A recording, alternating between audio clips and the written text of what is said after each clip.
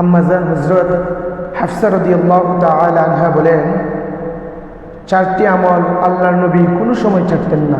এর মধ্যে এক নাম্বার হলো মুহররম মাসের 10 তারিখের রোজা আল্লাহর নবী কোনো সময় ছাড়তেন না।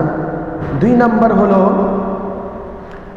জিলহজ মাসের প্রথম দশকের রোজা আল্লাহর নবী কোনো সময় ছাড়তেন না। 3 নাম্বার হলো প্রত্যেক আরবি মাসের 13, 14, 15 আইয়ামে বীজের রোজা আল্লাহর নবী কোনো সময় ছাড়তেন না। 4 নাম্বার হলো ফজরের 2 রাকাত সুন্নত আল্লাহর নবী কোনো সময় ছাড়তেন না।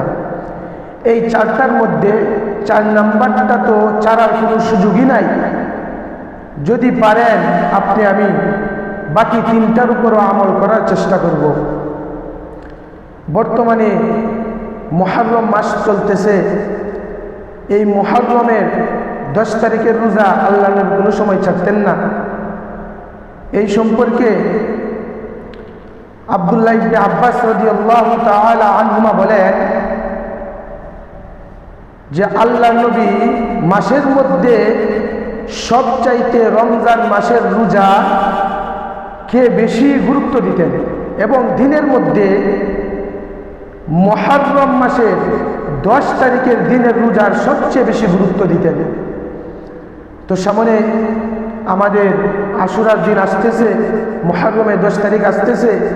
আল্লাহ পাক রব্বুল আলামিন যে 4টা কাজ রাসূল কোনো সময় ছাড়তেন না, সেই 4টা কাজের উপর সেই 4টা আমলের উপর আল্লাহ পাক রব্বুল আলামিন আপনাকে আমাকে সকলকে আমল করার মতো তৌফিক দান করেন। বিশেষ করে যে 4 নাম্বার আমলটা আল্লাহর নবী কোনো সময় ছাড়তেন না, সেই আমলটা যেন আপনার আমার কাছ থেকে কোনো সময় ছুটে না যায়, তার প্রতি আমরা খেয়াল রাখবো। আর বাকি 3টার উপরও যেন আমল করা আল্লাহ রাব্বুল আলামিন আপনাকে আমাকে তৌফিক দান করেন। সকলেই বলি আমিন।